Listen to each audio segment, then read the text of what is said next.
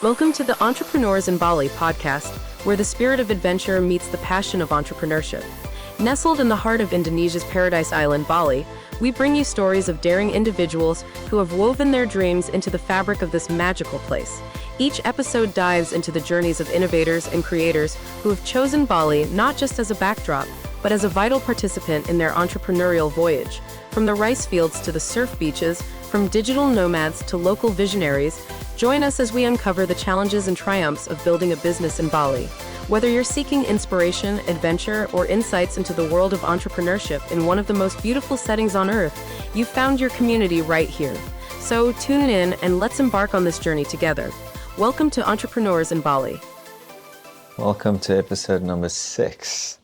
So the other day, the one guest that I had on in the podcast, he told me that he watched the intro, which is episode number 2, and that's where my intentions, at least, was to share my own story. So obviously I did, but he also mentioned that he still doesn't exactly know what I do. So I'm guessing I probably drifted off topic a bit in the intro. So I'll do one now where I only focus on the business aspect of my story so that anyone listening will understand who the author of the podcast is and where I'm coming from and why I decided to make a podcast to begin with in the first place.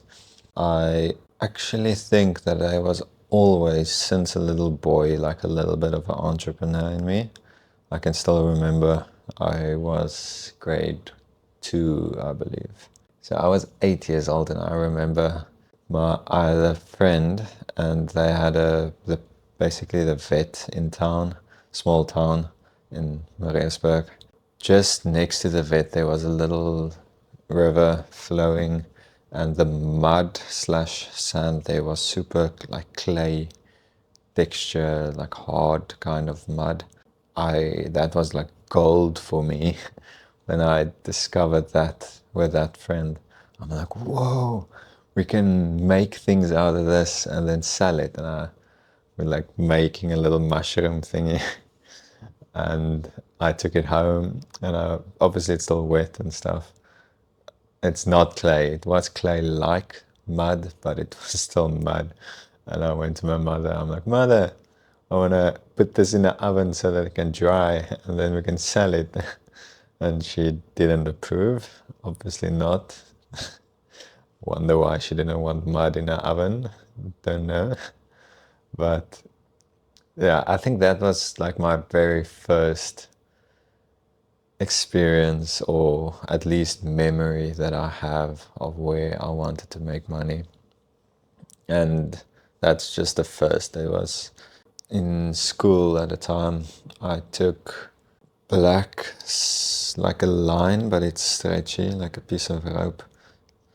Not exactly sure what you call that, but I tied it at the end, made it look super nice, and then took the thread. I took that and took like 3 different colors. For example, if I did Rasta colors like red, gold, and green, I would take that and I turned it around thousands and thousands of times around this little springy line black, just until there's no more black visible and it looks like super nice.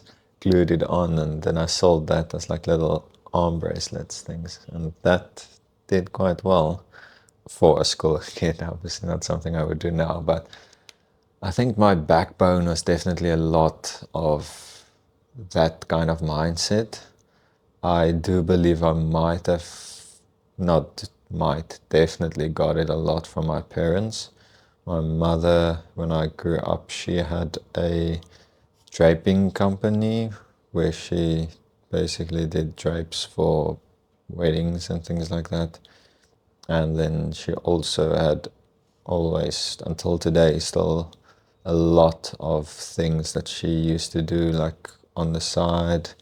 She sold jewelry at the time, sold until today like art and things like that, and a lot of things that's just like property There's so many things she's been doing.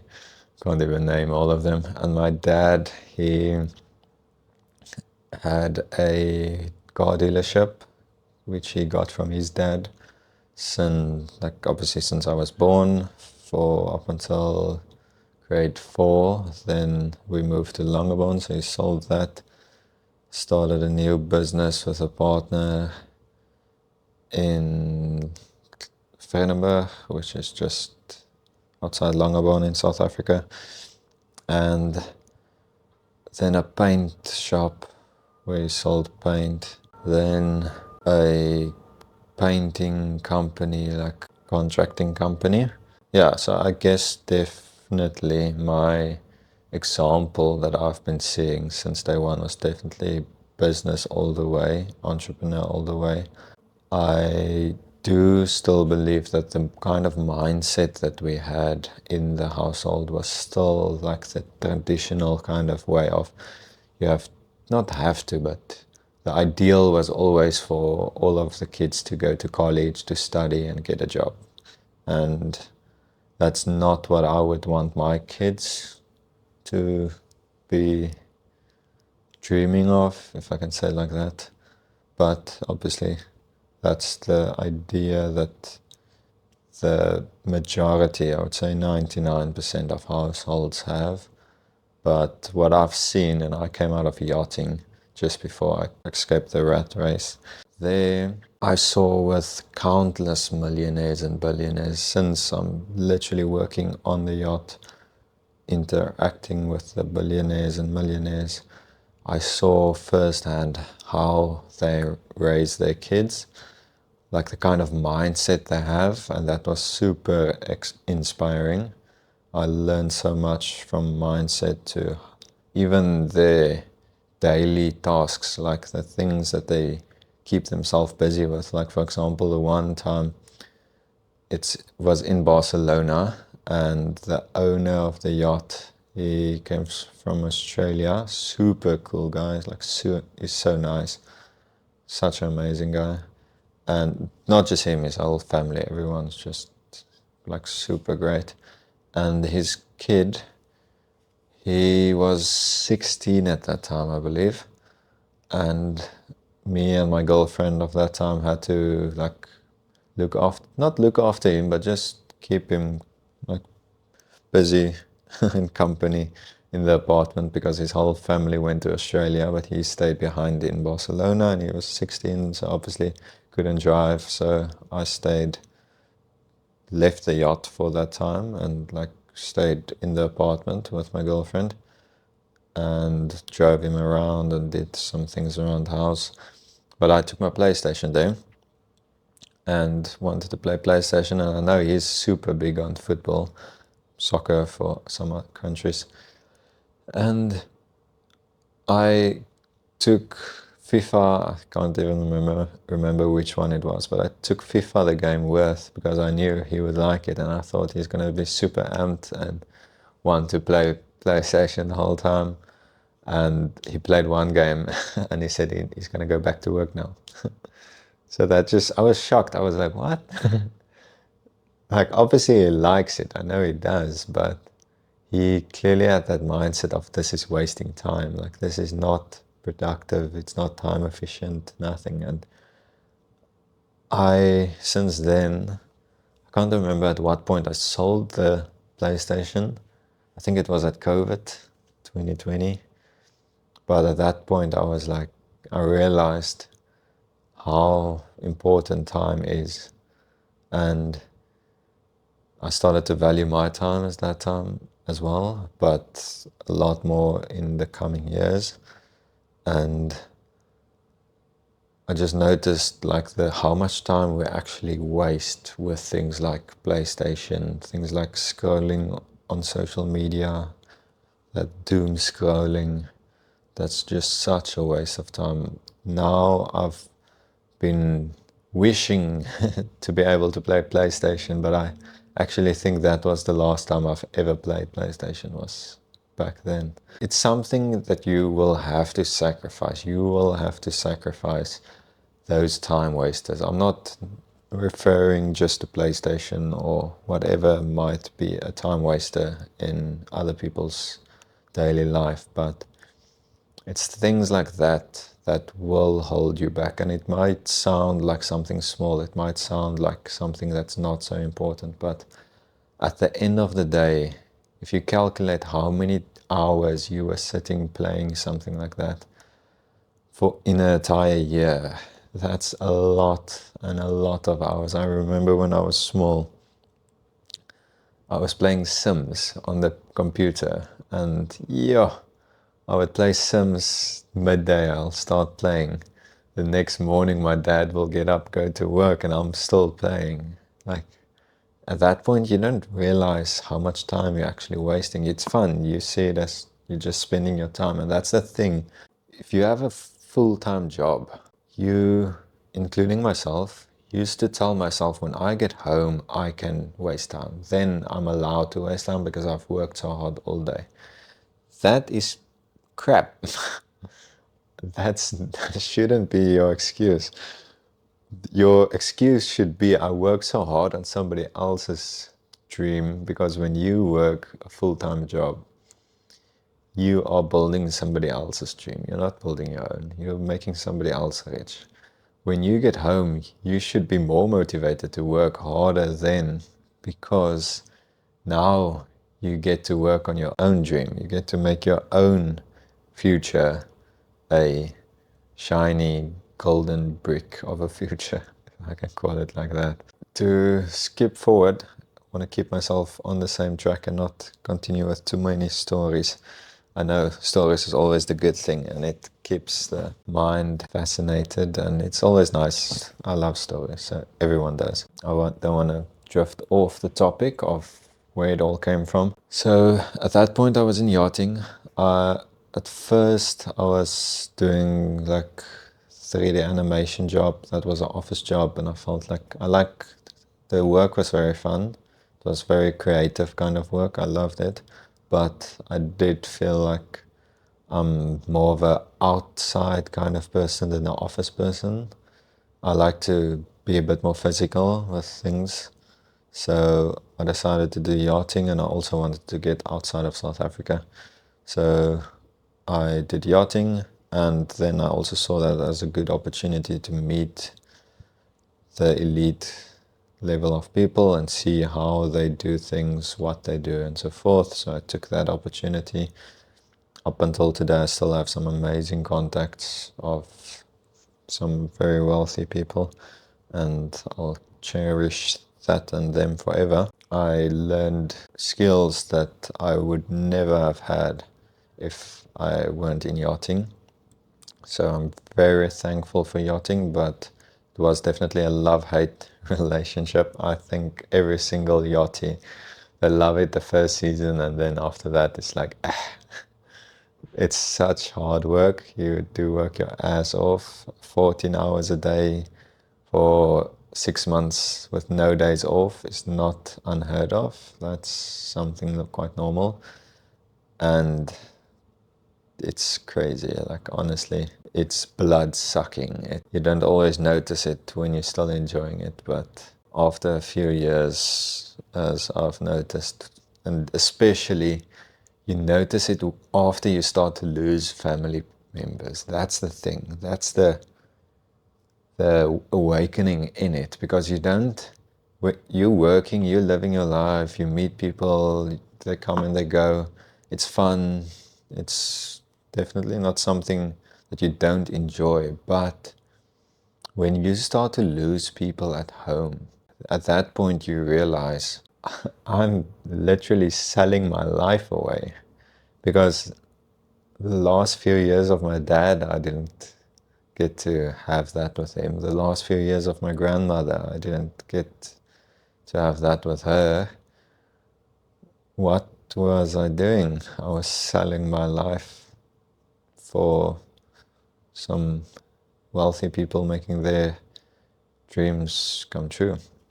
Being, in that case, a comfortable life on a yacht. That's unfortunately the reality of yachting. I do love it. I'm very thankful for my time in yachting, but I do not want to go back. I've had my time, I've did my time. Now it's freedom, all that I've worked for. And I spent that 14 hours working and then worked on my own work afterwards. I sacrificed time with friends. I still spend time with friends, but most of the time when they went out having fun, I was sitting doing work. When they went to bed to try and get in some sleep, I was living off 4, sometimes 3 hours of sleep for I don't even know how many days in a row. My body adapted to that.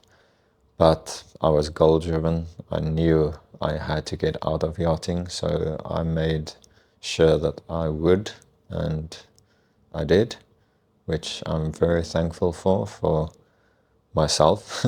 I have no one else to thank for it, but I definitely did my best to make sure that I get out. In 2020, as I said in the intro, I started a few businesses. Some of which didn't work out so well, some of which worked out, but just took up too much of my time. And with me only having like 3 hours a day, I had to focus my time on those that's making the most amount of money for the return on my time investment. And that's when I came down to 2 businesses. I still have more, there is more, but I'm not really focusing on them. Most of the businesses is super one-man kind of thing. Everything is automated in the sense of softwares and systems, so that there's less people. That also allowed me to be able to work 3 hours on my own stuff a day. Because if I had 20 people working, I wouldn't have been able to do that, because managing people actually takes up more time than running a business, because I can run a business with 6 different softwares plugged into it. It's all automated and it's one guy running it, and at that point I can sit back and don't have to do anything. But with the same kind of business, but instead of 6 softwares, you have 10 people doing the job. It's not the same. You're definitely going to spend 6 hours a day just managing those 12 people. So there needs to be systems and software in place to make that possible. But now I have time, so now I can hire more people, I can manage more things at the same time, which is great. That's definitely a better step for the business as well, because I have my time freedom that I can not just allow myself to have some freedom in time, but also allow myself to put in more time into the business. And that's what I'm focusing on now. I'm still sleeping very little.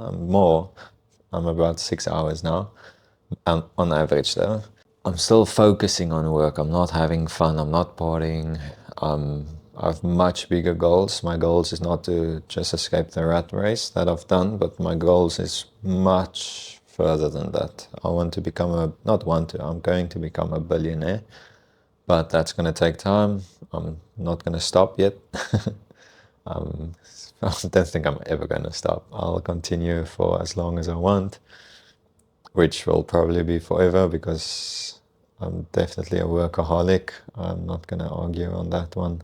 My mother also said it, and she's worried about me, to be honest. She thinks I'm working too hard. I explained to her, because the thing is, she thinks that I'm gonna be too stressed when I work this hard and I don't get like enough rest in, and she thinks I'm gonna work myself up too much. But what I explained to her is, the moment when I stop, that's actually the moment when I start to stress. And that is where she got the idea from, that I'm then a workaholic.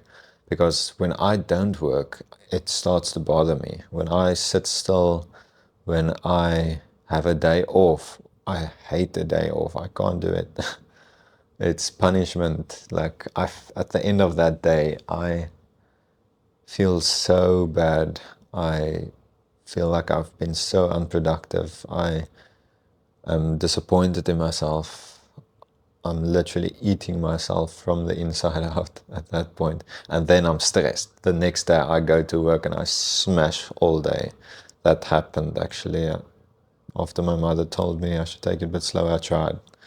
I had, or at least tried to take the day off. Then the next day, I felt so bad that I worked through the entire night. I closely worked to 48 hours the day after because of the fact that I took the day off before. I felt like I had to make up for that day that I took off. So taking a day off is not a good idea, for me at least. It's draining, so I can't do that. It's actually making things worse than better. So taking days off, out of the question. I don't want to, so I shouldn't. There's no point in doing it. It's not benefiting me or anyone else. So definitely not the business either, not my future. There's no point in doing that. After quitting yachting, I've always wanted to do like a YouTube channel for as long as I can remember, but obviously always had other things going on, business, work, everything, just didn't have time. Never knew what to start the YouTube channel about, even when I had time, before I was so committed, when I was just doing yachting or just doing a different work. I wanted to start a channel, but never knew what about, so I never did. And then when escaping the rat race came closer, I realized now I can do this. I can now start a YouTube channel. I will have the time to be able to put towards it, even though I prefer putting time towards the business. I love doing this. I love helping other people and inspiring people and sharing the knowledge that I've gained over the time with other people, and with that I believe that that will then help them in their business or whatever kind of adventures they would want to pursue. So I don't see this as a waste of my time, not at all. This is definitely worth every single second. I'll continue for probably forever because this is fun. I love it. I love sharing. So anyone can come along with me on the journey. They can join me on the journey. They can just come along for the watch and the ride, for the adventure if they want to. Or in my preferred case, I would like everyone to try something else, like try something of their own and follow along while doing something, starting their own business, telling me like, hey Dan, sending me an Instagram message saying I started a business from watching your podcast or listening to your podcast or from your short form content, whether it's YouTube, Instagram, Facebook, doesn't matter. Like, I'll be super in the clouds if I hear how I was able to inspire someone to start a business, and then eventually watching them escape their 9 to 5 and being able to then escape the rat race in the process with a successful business running, making them more money they could have ever imagined. That's the thing. People that's employed has absolutely no idea the amount of money that you can make in business. There's no clue. Like I'm including myself, that was me as well. I was employed and you have your salary in your mind, and that's like a box. You have a little box around your head and that's your salary. If your salary can grow up until this point, like for example yachting, make a decent salary in any position, and then you still have the possibility to climb the ranks up until captain, and with your box being this big, you think, wow, captain is making so much, this is incredible, I can also make this much after spending a lot of money on courses, but not to mention that, and spending a lot of years sacrificing with family and friends as well. But let's not mention that. Let's just focus that those things are the small things, that we're getting to the big thing. The big thing is, once you get there, then what? Yeah, sure, you can get to a bigger boat, but there's always going to be a limit. at some point there's going to be a limit. Sure, inflation will go, so your salary will go, but still, that's still inflation. Inflation will actually might even make that salary less. But in yachting, the salary is growing fast enough to keep up with inflation, I would say. And I'm just using this example now with yachting as a example. It can be related over to any industry. I'm sure a lot of people know exactly what their maximum will be that they can go towards. And in business, that's not the case. The thing is, there is no limit. This massive box that, for example, a captain can have looks amazing to the guy with a small little box over his head in that salary that he is in at the moment. And he can go up until captain, which looks amazing, but it's not amazing. It's small. Honestly, like, you have no idea. If you don't have at least a super profitable business, you have no idea. In order to go from the small box to the big box in the business, you have to spend several years. You have to educate yourself, whether it's courses or classes or whatever, back to school, studying. I don't know what it is in your profession, but there's so much money, time, experience and things that you need to expand while in business. And this is something that's I want everyone to know this. In business, it's different. You can double your income in the matter of 24 hours if you have the correct resources to do so.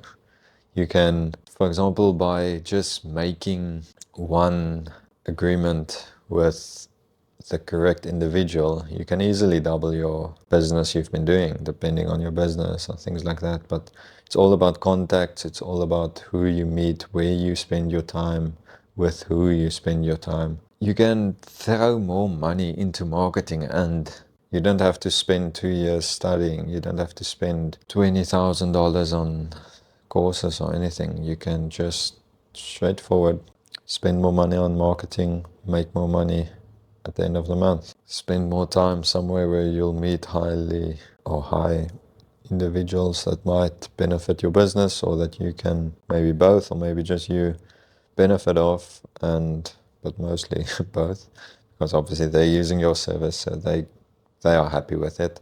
You are happy with it. You just got a massive client for your business. You just sometimes double your monthly income. That's a thing that the employee mind don't realize. Like, you can do things like that. There is no limit. You can go to a billionaire. You can, if you offer a full-time job, a 9 to 5, to any millionaire or any billionaire, do you think he will take it? Do you think he will take that offer? Even if it makes him just as much as he's earning now. Let's say that millionaire makes $1 million a month. Let's say that's his monthly cash flow. If you offer him a salary at $1 million, I promise you he's not going to take it, because he's not going to be able to double that in the following months. Like, you can't just double a salary like you can double the net income of a business. My best recommendation is also business. It is more risky than a stock portfolio, although stock portfolio is definitely also risky if you don't know what you're doing. Even if you do know what you're doing, it's still risky. But business is by far the best, in my opinion. You can't scale stocks as fast as you can scale business. Like what I just explained, you can't just go shake a hand and now you've doubled your stock portfolio. That's not the case, but you can in business. Business is my go-to. I've dabbled in every single thing there is. I've dabbled in stocks, I've dabbled in crypto, I've dabbled in trading, I've dabbled in everything. Business is by far the best. I don't know why there's not more people focusing on business itself. Business should be the go-to for every single entrepreneur, influencer. These ways of making money that you see online, all those influencers, they should all be not marketing, they should be pro entrepreneur and pro business, because it's so much better than anything else. Yes, you can take losses at times, but so can you when you're trading, so can you when you're investing, so can you in any way. But the upside is just so much higher in business than anywhere else, in my opinion.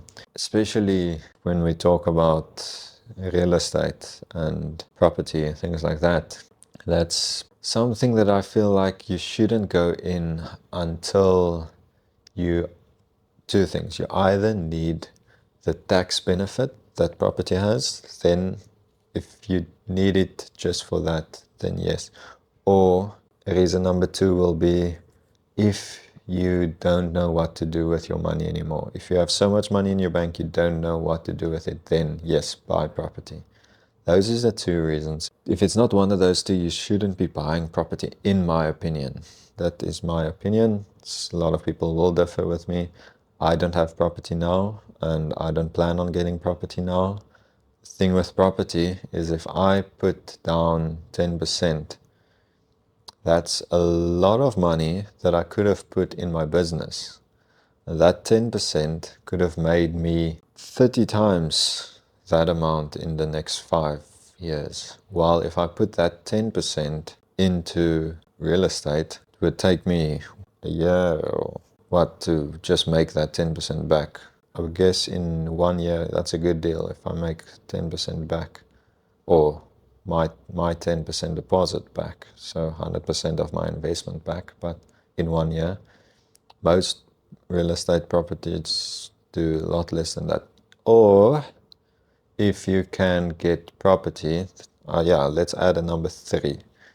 I will also accept buying property if it is at no money down. That's an option, and there's very good books on that. Real estate investing with no money down. That's a very good book. And that case, I accept it because I didn't have to put money down, and it is making money back because now it's a rental property or whatever. Sure. Or even if it's just paying itself off, that makes sense. And then you also get the tax benefit. Perfect. Yes. So there's 3 reasons why you should buy property and don't buy property if it's not for any of those 3 reasons. I just feel like that money I can spend in my business makes so much more. Diversification is also a thing. I do understand a lot of people will want to be more diversified, to be safer. Again, entrepreneurship is about taking risks. So I am not well diversified at the moment. I am diversified at the moment in the sense of different businesses. So that's why I don't feel like I'm taking too much risk, because if a business fails, I do have several others that will carry the weight. I don't think it can possibly fail. How can it fail if I'm the one driving? If I'm the one behind the steering wheel, I won't let it fail. I know I won't let it fail, so it's not risky in my opinion. There's always something I can do. That's the life of an entrepreneur. You will face some difficulties. You will get hurdles along the way, and you won't fail unless you give up. And I'm obviously never going to give up. So I'm going to take one hurdle at a time, jump over that hurdle, or just shove the hurdle out of the way. And I won't fail. My businesses won't fail. Just not an option. I'll always find a way to make something work out. And if it doesn't work out, then I'll adjust to find a way to make it work out. So failing is not an option, definitely not. With an entrepreneurial mindset, failure shouldn't be in your vocabulary.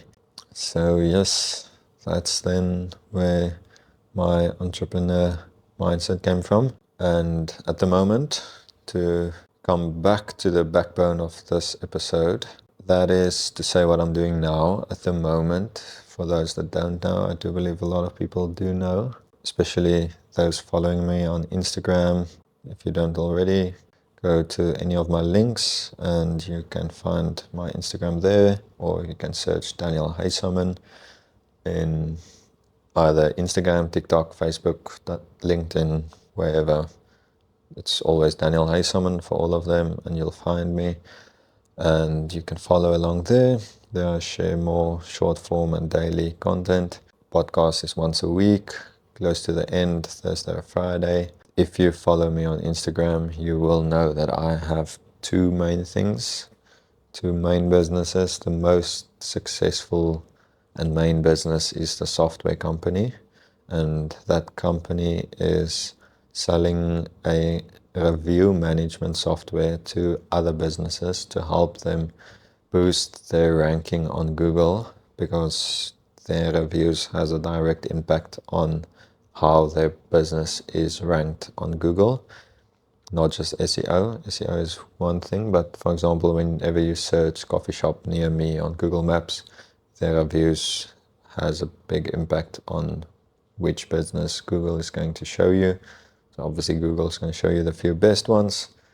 So that's based off the reviews, and you're going to choose one of the best ones based off the reviews. You're not going to scroll until the 40th coffee shop before you choose that coffee shop. Obviously, you're going to choose the top 5, or maybe 6, maybe 7. So that's what our software helps businesses with. It automates the system of reviews in all sense, from responding, asking for reviews, sharing it on social media, website, widgets, everything.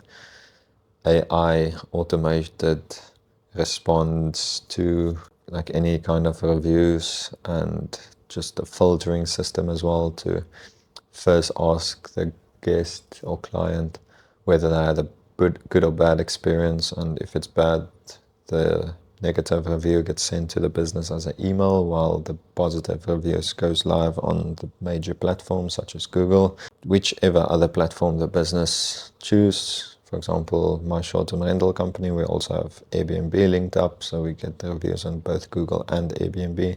Speaking of that, my second business is a short-term rental company, which is located in Cape Town, and we are looking to expand abroad. I'm working on that, but that's still gonna take a bit of time.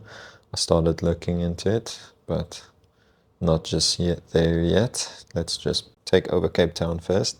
That business is still small, but I have focused most of my time on the most profitable business, which is the software company. The short-term rental company could and will be a lot more profitable, and it will get there, but that I'll spend more time on that once I feel the software business is automated growth on that side, because obviously I'm going to spend the most of my time there where I make the most amount of money. So that's me at the moment. That's the two major ones. I do have some small thingies here and there as well, but that's a fraction. That's nothing of my, not enough of my income to mention it. And that's what I do now. I live and work wherever I want to. I'm in Bangkok at the moment. That's why there's no guest, because the guest in Bali is not there. I might, whenever I travel, I might get a guest from a different country in the future that do something similar, that can also go to a place like Bali and work there, because obviously I won't always be in Bali to feature entrepreneurs from Bali, but the principle will stay the same of the whole idea of the podcast. So now I believe everyone knows exactly what I do. Follow along on Instagram or wherever if you want to know more and stay up to date about where I am, what I'm doing, and feel free to send me a DM at any time. I'm always open for having a chat, giving some advice, asking questions, whatever it might be. I do get people asking me sometimes what's the best business, and I always give them my best answer at that time that I do believe is the best. That's just an example. You can come up to me with any question. And I would love to hear your story as well. I'm not just there for questions. Feel free to share your story. I would love to know more and connect and meet new people Thanks for staying until the end of this episode. You guys are my favorite guys that stays up until the end. Please follow the podcast channel that you are watching this on as well, whether it's Podbean, Spotify, YouTube, wherever it is. Please subscribe and follow. I would really appreciate that. It means a lot to me. Turn on notifications so that you can get notified. Like whatever it is you want to do. Comment anything, please. I love some form of engagement. I will most definitely engage back. I'll respond to each and every single comment. If I don't respond within 10 minutes, send me a DM and tell me to go and respond, because I promise I will. So connect with me wherever it might be. Thank you for tuning in, and that was episode number 6. Cheers.